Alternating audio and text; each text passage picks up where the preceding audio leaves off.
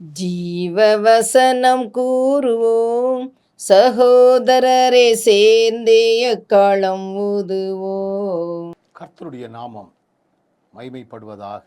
கிறிஸ்துவுக்குள் அன்பானவர்களே, இந்த நாளிலும் ஜீவ வார்த்தை ஒன்றை கேட்போம். பிரசங்கியின் புஸ்தகம் 5வது அதிகாரம் 6வது வசனம் இப்படி சொல்லுகிறது: உன் மாம்சத்தை பாவத்துக்கு உள்ளாக்க உன் வாய்க்கு இடங்கொடாதே, அது புத்தி பிசகினால் செய்தது என்று தூதனுக்கு முன் சொல்லாதே. தேவன் உன் வார்த்தைகளினாலே கோபம் கொண்டு உன் கைகளின் கிரியையை அழிப்பானே. எவ்வளவு ஒரு கடூரமான, அதே நேரத்தில் ஆண்டவருடைய செயல் எப்படி இருக்கும் அப்படிங்கிறத இந்த வசனம் மிக தெளிவாய் சொல்லுகிறது. கடைசி வார்த்தை வருகிறது: உன் கைகளின் கிரியைகளை அழிப்பானே. நீ உண்டு பண்ணினதை நீனே அழிச்சிட வேண்டியது இருக்கும். நமக்கு ஏராளமான சொத்துக்கள், ஏராளமான நிலங்கள், ஏராளமான பணங்கள், ஏராளமான, ஆனால் இவைகளெல்லாம் தானாகவே அழிக்கப்பட்டுருமா. அதுக்கு என்ன காரணம் அப்படின்னா,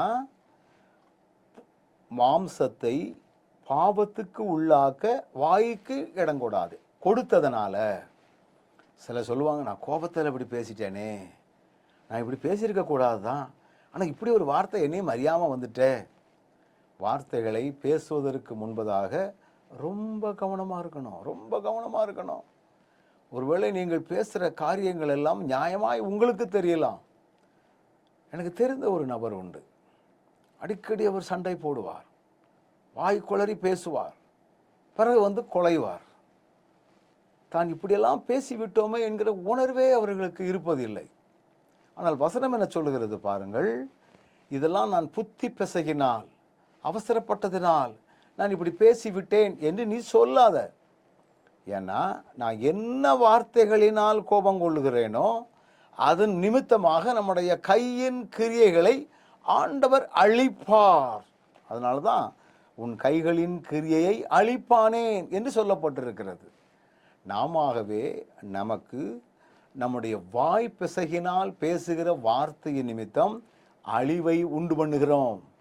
அதனால தான் பேசுகிற வார்த்தைகளில் ரொம்ப கவனமாக இருக்கணும், ரொம்ப கருத்தாக இருக்கணும்.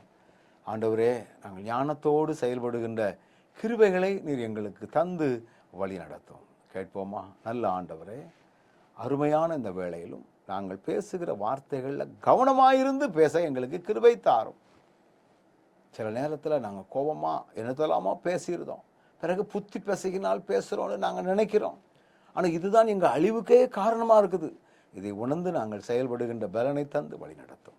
இயேசுவின் நாமத்தில் ஜெபிக்கிறோம் நல்ல பிதாவே, ஆமென்.